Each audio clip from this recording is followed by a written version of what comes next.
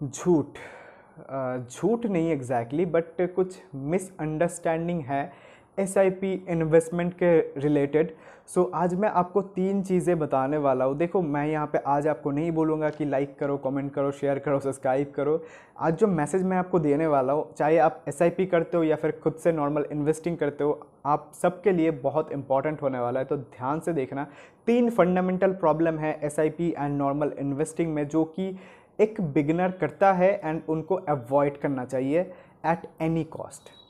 ठीक है, तो सबसे पहला, मेरे हेयर्स थोड़े से अजीब लग रहे हैं तो इसको इग्नोर करो। सबसे पहला जो पॉइंट है वो ये है कि हर जगह आपको सुनने को मिलेगा कि अगर आपको इन्वेस्टिंग आता है, नहीं आता, जो भी है, जितना भी अमाउंट आपके पास है, 100, 200, 500, 1000, इन्वेस्ट कर दो।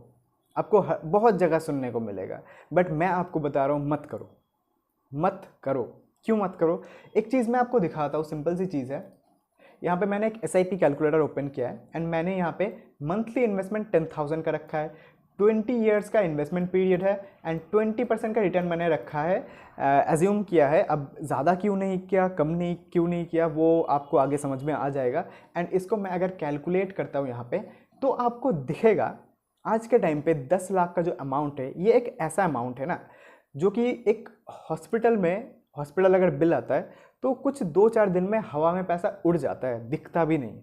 राइट, 10 लाख का जो अमाउंट है, वहां तक आपको पहुंचने के लिए लगेगा 5 साल। 5 साल लगेगा। तो यहां पे समझ में क्या आ रहा है? यहां से ये बात समझ में आ रहा है कि जो छोटा अमाउंट है ना, वो इन्वेस्ट करके जिंदगी नहीं बदलेगी। तो इसलिए बड़ा अमाउंट इन्वेस्ट करना इंपॉर्टेंट है। अगर आप सीधा आपके पास अच्छा खासा अगर 2-4 एक्टिव इनकम सोर्स हो, अगर एक भी हो, एंड आप सीधा यहाँ से स्टार्ट करने की जगह 10,000 से स्टार्ट करने की जगह अगर आप स्टार्ट करते हो 10 लाख इन्वेस्ट करके एक बार में, तो आप कहाँ पहुँचते हो? आप 3 साल में आपके पास 21 लाख हो जाता है, डबल हो जाता है, डबल से भी ज़्यादा हो जाता है पैसा।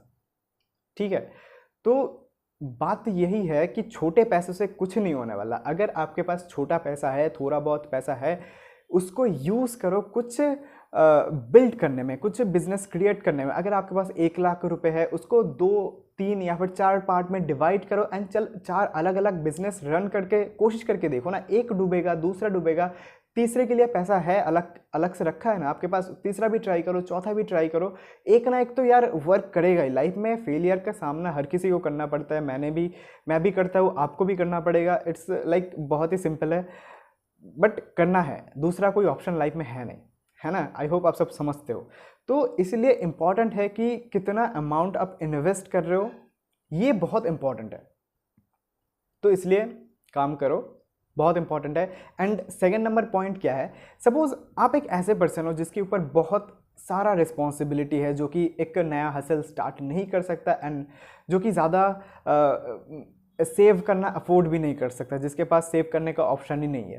तो वो क्या सोचता है? वो ये सोचता है कि यार छोटा अमाउंट हो, 5,000 हो, 10,000 हो, मैं इस तरीके से ही कंटिन्यू करना प्रेफर करूँगा, बिकॉज मैं इससे ज़्यादा कुछ कर नहीं सकता, इतने सारे रिस्पॉन्सिबिलिटीज़ हैं मेरे ऊपर। तो यहाँ पे आपको 2 चीज़ समझना पड़ेगा। यहाँ पे 2 हीरो आता है। 2 हीरो कौन कौन से हैं? एक है मेंटल फटीग, कि यार इतना टाइम हो गया, 1 साल हो गया, 2 साल हो गया, 3 साल हो गया, पैसा 3 साल में 5 लाख, है ना। तो आपको लगेगा कि यार चलो 5 लाख तो जमा हो गया है, अब इसको क्या करते, एक बाइक खरीद लेते, आईफोन खरीद लेते, घर में रेनोवेट कर लेते, सोफ़ा खरीद लेते, टीवी खरीद लेते। तो ये सभी जो नॉटी थॉट्स है ना, ये माइंड में आने लगता है। तो इनको कंट्रोल करने के लिए आपके पास एक स्ट्रांग माइंड होना चाहिए, जो कि आपको इन सभी डिस्ट्रैक्शन से बचाए। तो इसलिए इम्पॉर्टेंट है, ये पैसा तो ग्रो ही नहीं हो रहा, तो ये जो मेंटल फटीग है तो इसको खर्च कर लेते हैं, ये जो एक्सक्यूज़ है इनको हटा के आपको अपने गोल की तरफ फोकस करना है। अगर आपके पास ज़्यादा इन्वेस्ट करने का ऑप्शन नहीं है, आपको समझना पड़ेगा ये चीज़, ठीक है। बिकॉज ऑप्शन लिमिटेड है, आप मानो ना मानो। बिकॉज जो लास्ट थर्ड पॉइंट है, उससे आपको समझ में आ जाएगा कि मार्केट में कितना रिटर्न बनेगा, ये आपके या फिर मेरे कंट्रोल में नहीं है। इसलिए मैंने यहाँ पे 20% लिखा है। मैं यहाँ पे चाहता 50% कर देता, नहीं किया है।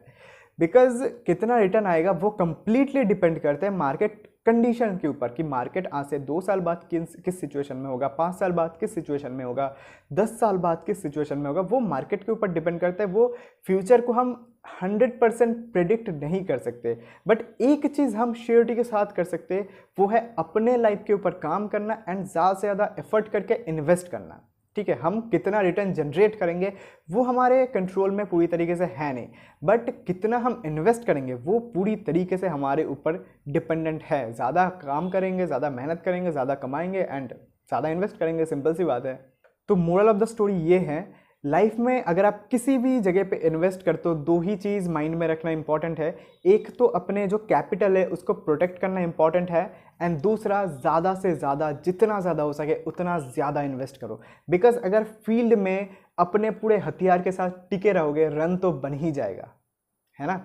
तो आई होप आपको कुछ तो समझ में आया होगा। आज मैं सब्सक्राइब करने के लिए, शेयर करने के लिए नहीं बोलूँगा, बट एक चीज़ समझो कि जो चीज़ मैंने आज बताया ना, इसको अपने माइंड के कोने में पड़े रह के कुछ दिन बाद भूल जाने मत दो। जब भी आप मार्केट में बैठो, रिसर्च करो, मार्केट के बारे में स्टडी करो, तब ये सभी चीज़ें आपके माइंड में घूमना चाहिए कि यार अगर मैं ज़्यादा इन्वेस्ट नहीं कर रहा हूँ तो मुझे मार्केट के अलावा भी काम पे फोकस करना है। एंड अगर आपका इन्वेस्टमेंट अमाउंट ज़्यादा है, बट फ्रैंकली स्पीकिंग मुझे लगता नहीं है कि जितना भी ज़्यादा हो इन्वेस्टमेंट अमाउंट कभी ज़्यादा होता है, वो हमेशा कम ही होता है। तो इसलिए मेहनत करते जाओ एंड फिर मिलते हैं अगली वीडियो में। एंड दूसरा वीडियो चेकआउट करना मत भूलना। फिर मिलते हैं अगली वीडियो में, तब तक के लिए बाय।